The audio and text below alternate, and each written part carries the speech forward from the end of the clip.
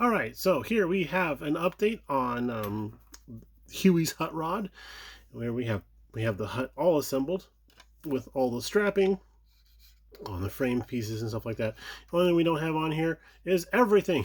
It's just all the wood stuff. We put all the wood stuff together, and we have the roof kind of set aside. And I promised my good friend Papa Dan that I would kind of go over how we sort of do our wood technique, especially for something like this, okay? Now, first of all, we started off by knocking everything off the desk. We started off by priming everything with the Tamiya's, what is that called? Is it surface primer? Yes, thank you for yelling at the screen. It helps me a lot. The fine surface gray primer. Went over the whole thing with that. And then once that's set up, we came back and we did a very good coat. And I'm going to say heavy, but I did a really good coat, a couple of passes of TS1 red brown. That's our base coat for everything, even down to the wheels, as Mr. Batson says, and our wheel covers. Now, oh, yeah, those don't look like the same. Well, that's because they're not. We used the TS Brown as our base coat, and then we came back with this guy here, TS46 light sand, and did a very, very thin coat. Very thin coat. I mean, we're talking like we're spraying like almost 10, 12 inches away, just kind of ghosting this stuff on there.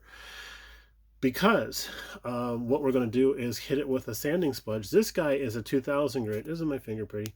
This is a 2000 grit, but it's been well worn, so it's probably more like a 3000 grit now.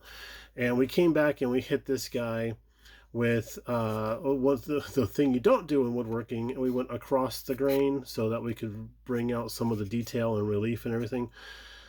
So much so that we sanded through a lot of that light color top coat and got some of the darker tones coming through from the bottom coat. Now we've done some panel liner on this side, and we haven't done any panel liner on the back side yet. But look at how it's coming through here. Isn't that cool? That's looking really good. I even have some solvent pop here because I didn't shake up the can well enough, so I got some solvent pop going on there. It's an outhouse. It's low down on the outhouse. That's perfect. I can work with that. It's a happy accident.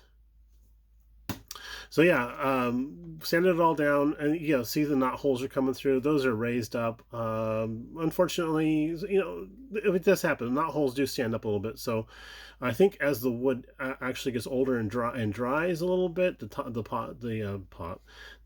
knot holes sort of pop a little bit. So I think for this particular mold and the application that this is going to be in, that's okay. We can work with that.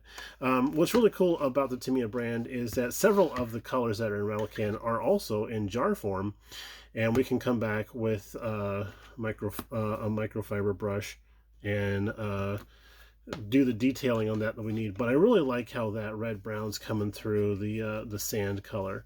I think that looks really cool, and it's giving it kind of a dusty look too, so I really like that. Now over here on this side, we use some of the dark brown panel liner to just trace some of the stuff through here, okay? And then down towards the bottom, the camera's not really giving us a lot of variation in color here for some reason, but down at the bottom, this is a bit darker. We figure that it's an outhouse, it's sitting on the ground, any type of rain would be splashing up mud, that kind of a thing. If any filth, define that as you will, any filth would be collecting down here towards the bottom of the outhouse and stuff. So what we did is, this was our experimental board over here. What we did is we just go over the whole thing with this stuff here, tracing the lines. Capillary action lets it flow pretty well all over the place. And then at the very bottom, we just did a swipe across with the brush that's in there, and we came back with this very nasty Q-tip. And then we did the rolling technique where you just put it in the puddle and roll it up like that, okay? And that's the whole technique right there. I'll rotate this so that we can get to the other side of the axle, and then just roll it down. And then when we do that, it grabs that puddle and drags it, and at the same time gives it sort of like a texture to it. something we learned in the theater for making stuff look grimy. And then turn it right side up, and you can see it looks a little darker down there. I probably might want to do a couple more passes of that stuff, but we don't want to get too crazy with the pen liner right now because we still want this to look a little bit more wooden. And that's where this stuff comes in. Out of my way. This stuff comes in, the clear orange X26. We're going to load that into our portable cordless airbrush and spray this guy. But we're not going to do that right now. We do have somebody on the roof fixing the air conditioner, so we have to be able to shut off and run and answer some questions whenever we, should the need arise, or if we hear somebody fall off the roof, heaven forbid. But yeah, we want to do this whole thing with a very light coating of the clear orange to help give it a nice wooden glow. So that's kind of a trick that we learned from a friend of ours a while ago. The roof here, we just did this with a straight shot of the TS1 red brown, and then came back with the sanding sponge and sanded off a lot of it, so it's got a lot of the gray coming through here from the primer.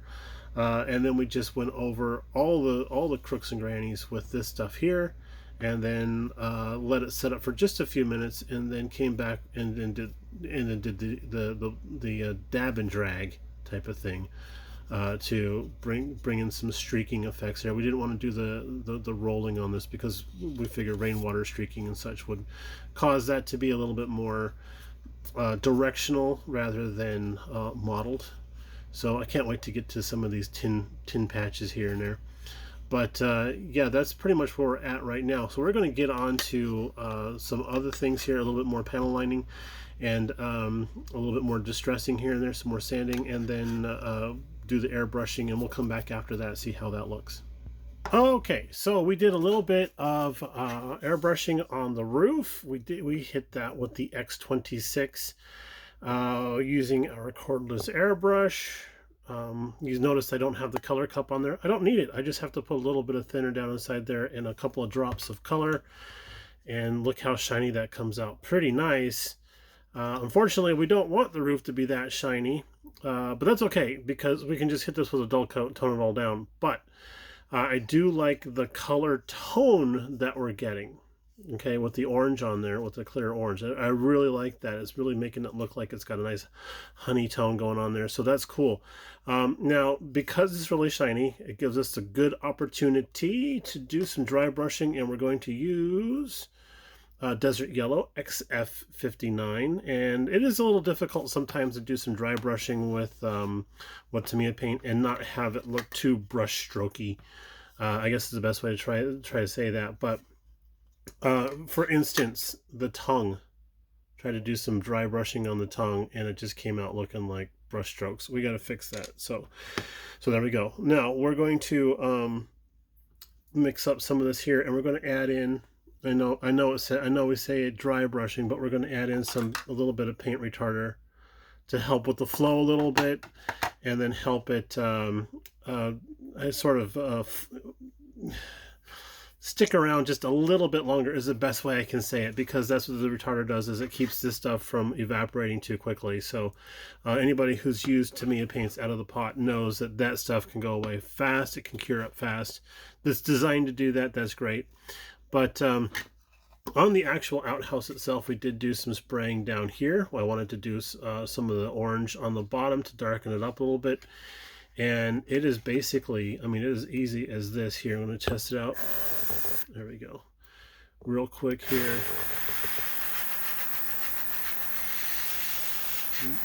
Just like that. You can see it building up. I'm going to change the angle. There we go. A little darker along the bottom there. And I mean, like, that's looking good, right? So we're going to do that all the way around the bottom of this outhouse area here, and then we're going to switch out and switch to the yellow for the upper portions here. Now I did make the mistake of saying that we're going to do the whole thing in orange, transparent orange, but I neglected to mention that we do the dark color with any of the dark wood colors with the orange, and then we go back and do the light colors with the transparent yellow. It probably would seem obvious to some folks, but not to me. So sorry if I confused anybody there. So we're going to get on to doing a little bit of dry brushing with some XF59, and we'll come back and see how that looks.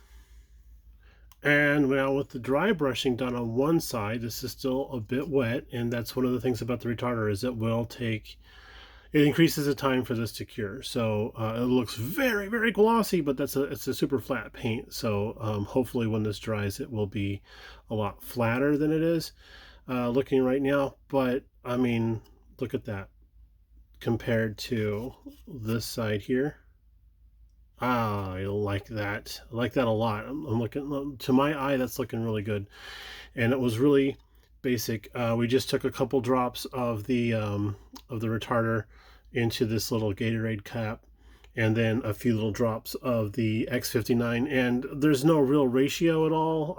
It depends on humidity and how many, what kind of a dropper you're using. I like to use these pipettes that you can get on the Amazon. They're graduated, but I mean, we're talking about using literally drops of stuff here. So this is very, very wet still. It's been just a few minutes, and I'll blot it out on my, just a little bit of that paint goes a long way. I'm making art right here. So, all right, that looks good. That's nice and scrubby. Okay, cool. So grab our roof, and then I started going going with the direction of the shingles. There we go. And yeah, there's a metal patch here. I don't care. I'm just going to go over that. We're going to come back and address that a little bit later on. And you see how deep some of these are here. I decided to change direction and bring it down a little bit so I can get into those areas a little better. There we go. That's looking pretty good. It's looking all right. Well, it's looking like it matches, so that's good. And then kind of highlight the edges along here like that. Oops, I got a little bit too much on there. So I'm going to switch over to a clean brush. Dry, doesn't have anything on it. And then we're just going to dab it off like that there. That looks good. Do a little bit of blending. Blend. Cool. So there we go. That's it.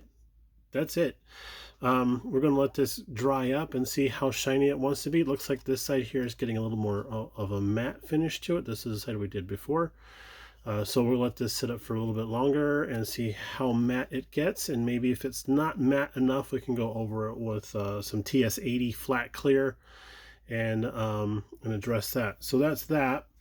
Let's set that aside. And then the car itself, we went over it with some yellow, and it's not even, which is great. I don't mind that. That's cool. But we did all the sides. And now we can really see the tone variation between the light color and the dark color. Now that yellow seems to have cleaned that up a little bit for us. And this is the side here with the panel lining that we had done beforehand, and that's really bringing that out too. Looks like we got some cleanup to do here and there because it looks a little splotchy, and that's looking really good too. And then we did the frame rails with the yellow also. I did some orange on the front here in order to get a little bit of a difference, but I think I need to do this side still here. Let me see how we're shooting here. Yep, okay, cool. So I hope this isn't blurry. That's why I love this cordless thing here. You can just pick it up and go. There we go. That was looking better. I do have the wheels to do, but I want to sand those first and see if I can't bring out some of the darker color that's inside of there. Sand those first, and then we'll do the spray over them. Oh, I also have to do the sign too. I'm not quite sure what we should have written on the sign. Something kind of fun. I hope that's not something that's not offensive but fun. So I mean, that's the whole point of this channel, is to be not offensive but fun. All right, guys, we're going to get back on this here, and then when we get everything all done, we'll show you in the final. So thanks for tuning in again, Papa Dan. I hope this answers some questions for you. If you guys have any more questions, please ask them down below, and I'll see if I can answer them as best I can. But in the meantime, everybody take it easy. If you're on the East Coast and down in Florida specifically, our prayers are with you guys. We hope you are all safe and sound and dry. And we'll talk to you a little bit later on. Bye now.